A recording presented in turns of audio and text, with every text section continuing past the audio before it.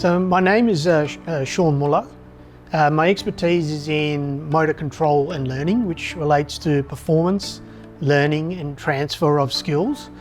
And I'm also the head of exercise science here at Murdoch University.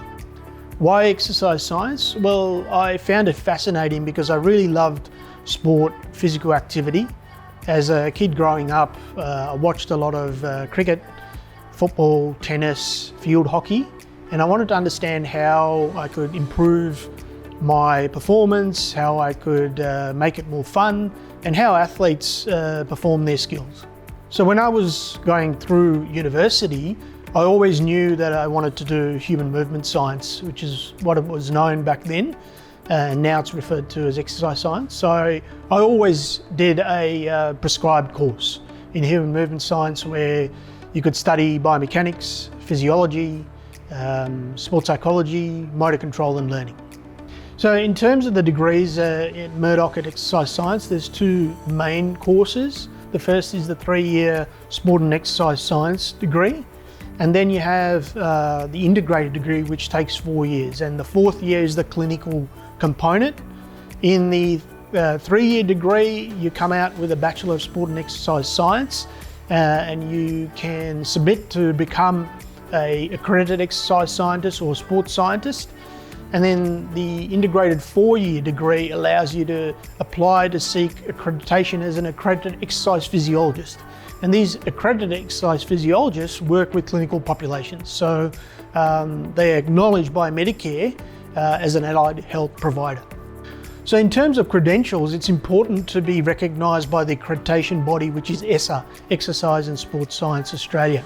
So if you come out of your 3-year bachelor's degree and then are accredited as an exercise scientist, that is a professional recognition in the community that you have sound discipline knowledge in sport and exercise science to work with the general population, amateur athletes, and children in the community. From the accredited exercise physiologist perspective, again, it's acknowledgement by the accreditation body and the capability to work in the community with those who have clinical conditions such as diabetes, hypertension, etc.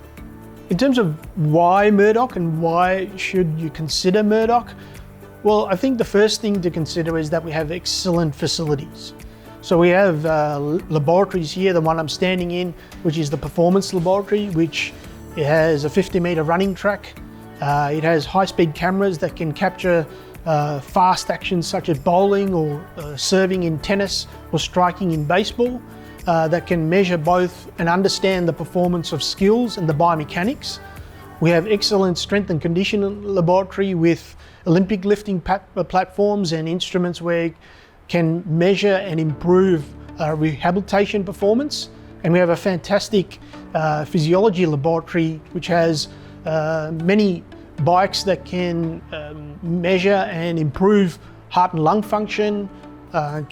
We have a heat chamber which can change the temperature, and we can also manipulate the altitude. So we can look at a variety of different factors and variables related to heart and lung function, blood, lactate, etc. And we have a really good clinic for those involved in clinical exercise physiology and who want to improve the function of older adults and also clinical populations. So in terms of practicum placements, we have a really good relationship with community. So in the 3rd year, students do a practicum placement unit where they're placed at gymnasiums and they work with experienced practitioners to develop their skills and take theory from our units to practice. In terms of other practicum placements, we have a linkage with the WACA. So some students are placed with the strength and conditioning coordinator or coach at the WACA, so they learn hands-on experience there. Some students have also been based in football teams in the Waffle, such as Peel Thunder. So we have a really good base of practicum placement opportunities where there's a link between theory to practice. Well, I think it's an exciting time to study sport and exercise science for anyone who's grown up watching sport. And recently we saw a rerun of Kathy Freeman's feats in the 2000 Olympics. Well, That's what I did as a academic, watching those, and that motivated me to understand how did she train from a physiological point of view, how did she learn her technique. So I think it's an exciting time because we have an interdisciplinary team that can provide that information from a biomechanics, physics to movement, from a skill point of view, from a strength and physiological, but also from a sports psychology and exercise psychology, the mental approach to the game. So in terms of preparing to come here, they don't have specific prerequisites, but it's always advisable to do physical education and health to gain an understanding of some foundations of whether it be physiology or fundamental motor skills, to set that foundation to be then come here to expand upon in the sub-disciplines of exercise science that I've mentioned previously. I think it's always good to be involved in community sport, to play sport yourself, to get a feel for what it's like to be able to, run a 1500 or be able to kick a footy and things like that. You don't have to be an expert, by the way, or be an umpire, for example, and be a volunteer and be enthusiastic and motivated. That sets the really good foundational skills to be able to be enthusiastic to study a science at Murdoch.